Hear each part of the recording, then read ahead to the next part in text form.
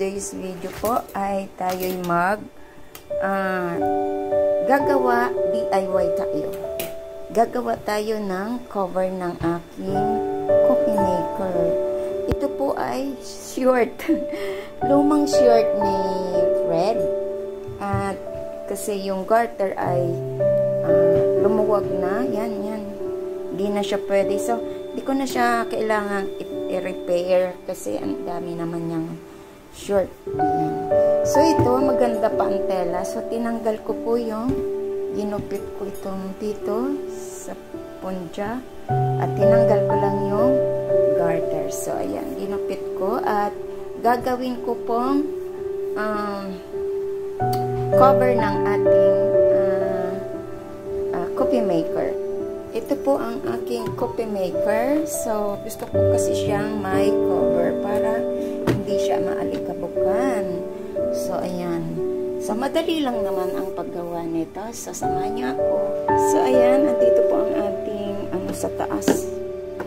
Ito, parang ganito lang siya. So, ito lang yung aking sewing machine. Portable lang po siya na nabili ko sa Taiwan. So, ayan. Binuksan ko na. Ito po ay 110. Kaya meron ako dito transformer. Ayan. So, ayan. So, kanyang ay itim. So, palitan ko na lang siya ng white. So, dito lang po siya.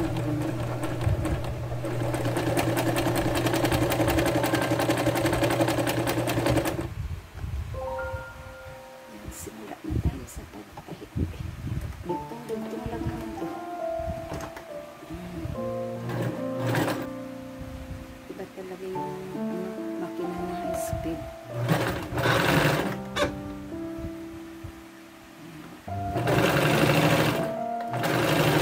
Matagal na itong aking sewing machine. Itong portable na.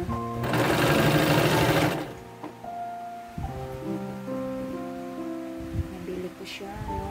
Kahit na nasa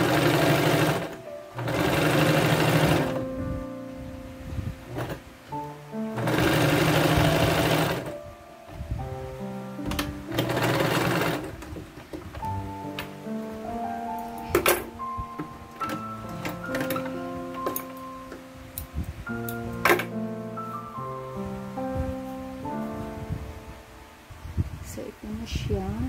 So, magugupit ako dito ng maliit na na ilalagay ko sa taas.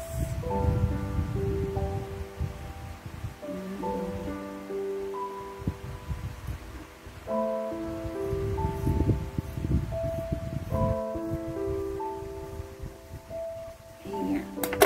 So, ito.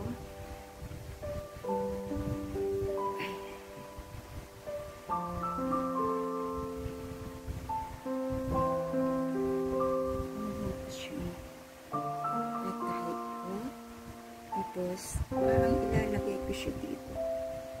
Ayan.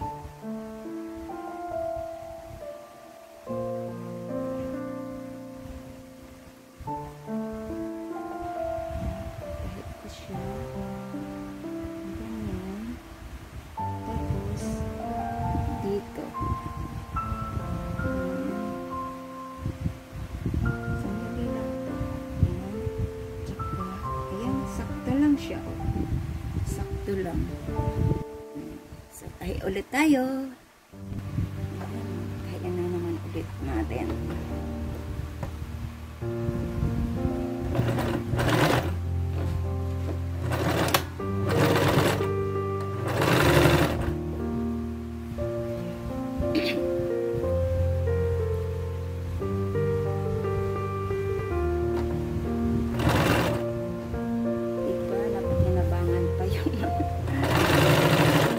Dapat gawin ko ang basa. Kaso nagandahan ako sa tela niya.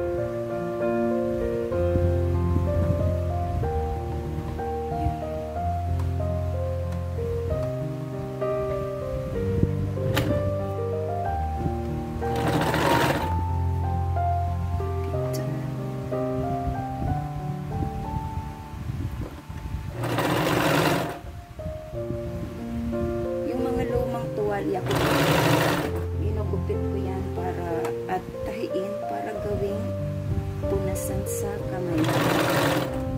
Tuwalya ko.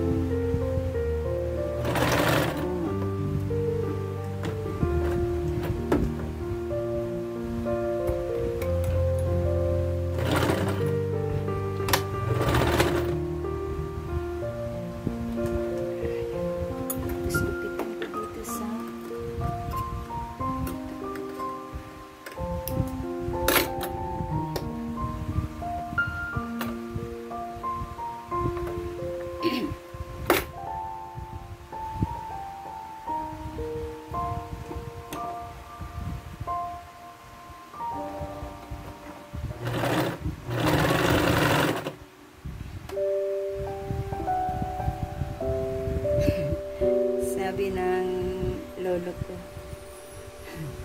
sounds you are right. Sandali. Parang ano daw.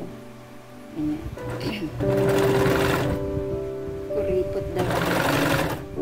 Hindi. Ito ano lang. Kasi instead na bibili pa ako. At saka ano, maganda kasi yung may takip yung ating mga gamit. Actually, gawin ko talaga itong basahan na. Kasi sabi ko, ay naisip yung coffee maker na. Hindi naman ako nagamit ng coffee maker actually. Siya ang kasi ako instant coffee lang. Sapat na yan. Adik sa kape. Adik sa kape.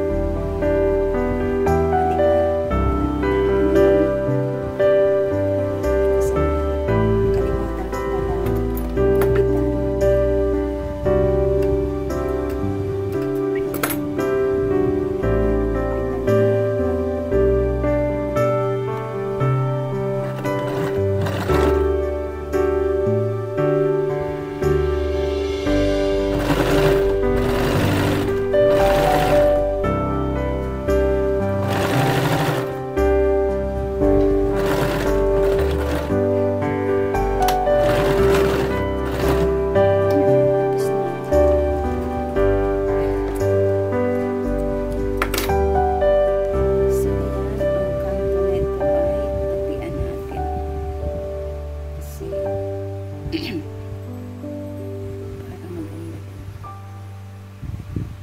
Hindi ko na siguro siya itatahi ng pagganyan. Ang pwede din. Para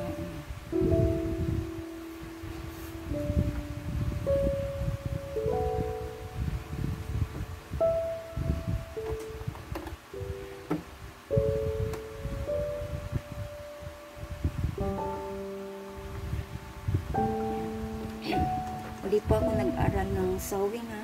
Hindi ko po siya hindi pa ako nag-aral sa mga ganito. Ano pa lang siya, hilig manahit dati.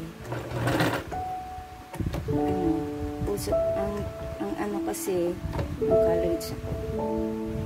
Ang landlady ko may, ano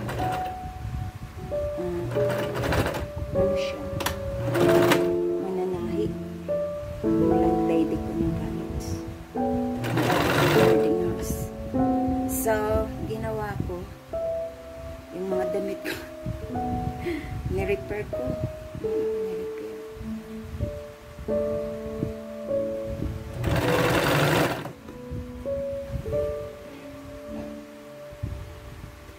Ni-repair ko siya. Wala namang nabuo sa aking ginawa, kundi nasira lang. Ay, di pa jack pa yun. Kanina, diba?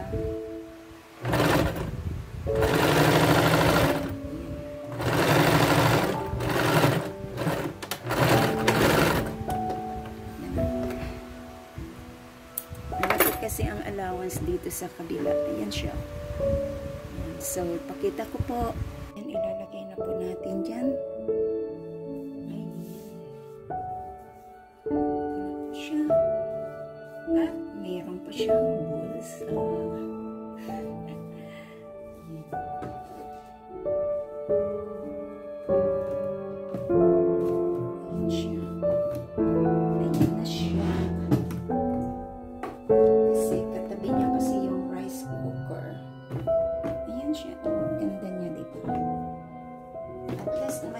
siyang sarili. Kasi pag wala dito yung gumagamit nito, ayan na siya. O, diba? Ayan na siya. Oh, luma lang siya, pero okay na siya. At least, meron ng ating coffee maker. Ayan. Mahaba na siya. Pero okay lang yan. Para hindi siya malagyan ng maalikkabukan. Kasi minsan, matagal siya makabalik. Ayan. Ayan. O, diba? Ang bilis. Ang bilis gawin. Bilis pa. So, salamat po sa inyo.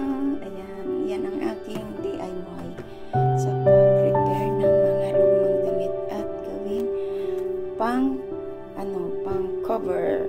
Ito, naman yan, washing machine ko yan. Ayan. Yung washing machine ko, ginawan ko din. Maganda kasi pag may mga cover. Ayan, diba? So, maganda din kasi hindi nagagamit araw-araw. Ay, ito namang mga microwave ko, ay ginagamit ko naman yan siya. So, salamat po sa inyong panonood. Ito ang aking magawa for today. Sandali lang siya, saglit lang. Bye! This is Lori. Trinea Vlog.